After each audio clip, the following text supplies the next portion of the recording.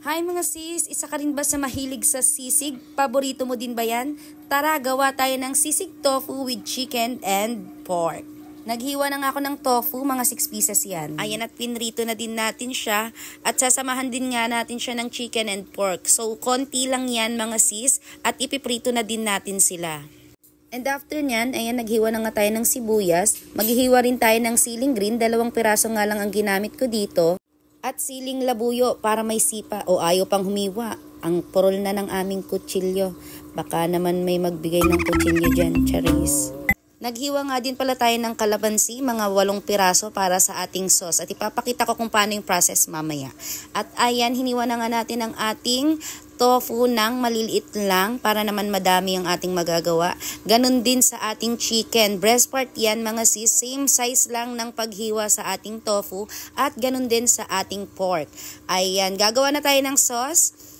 Sa isang lagayan, ayan yung mayonnaise ko nga pala ay nabibili lang yan ng tingi-tingi at lalagyan natin siya ng liver spread. Isang lata mga sis. Kahit anong brand, pwede nyong lagay na liver spread ang gusto nyo.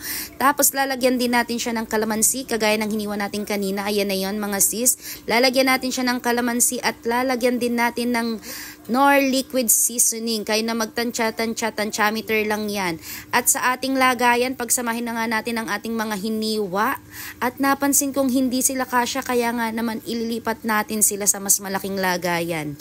Ayun, pinagsama na natin ang ating tofu at ang ating sibuyas. At isasama na rin natin ang ating chicken at pork. Pagsasama-samahin na din natin kagaya ng sile, mga sis. Kung gusto niyo ng mas maanghang pa, dagdagan nyo yung siling pula. Kasi kami hindi. At hinalo-halo ko nga ng mas maigi ang ating sauce para mas masarap. Pagsasamahin na natin sila ng sauce at ang ating mga ginawang tofu, chicken and pork. Ayan, dapat ganyan siya mga sis. Well, combine na siya. After nyan, isa lang na din natin siya sa sizzling plate. So, ayan, naglagay lang ako ng margarine. Ayan, tutunawin muna natin siya bago natin ilagay ang ating sisig.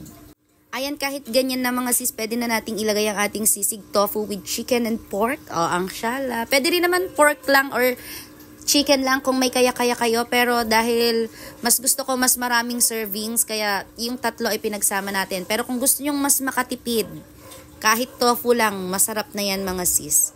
So ayan, okay na siya sa part na yan. Hahalu-haluin na lang din natin yan mga sis para mas manuot yung lasa ng sisig at mas masarap siya pag may margarine. At lalagyan din natin ng itlog yan. Ayan, lagyan lang natin ng space sa gitna para doon natin ilalagay ang ating itlog. And ready to serve na yan mga sis. Medyo pa puti-putiin lang natin ng konti ang ating egg white. Ayan guys, natapos na tayo magluto. So titikman na natin siya kung gaano kasarap. Mainit-init pa to kasi galing pa ng kalan.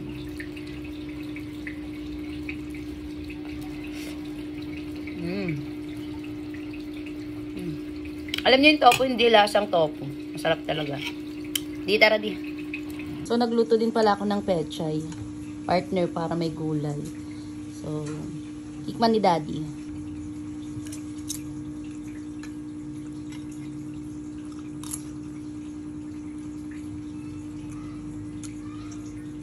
Ano yung nguso-nguso? Okay lang. Okay lang. Pwede na.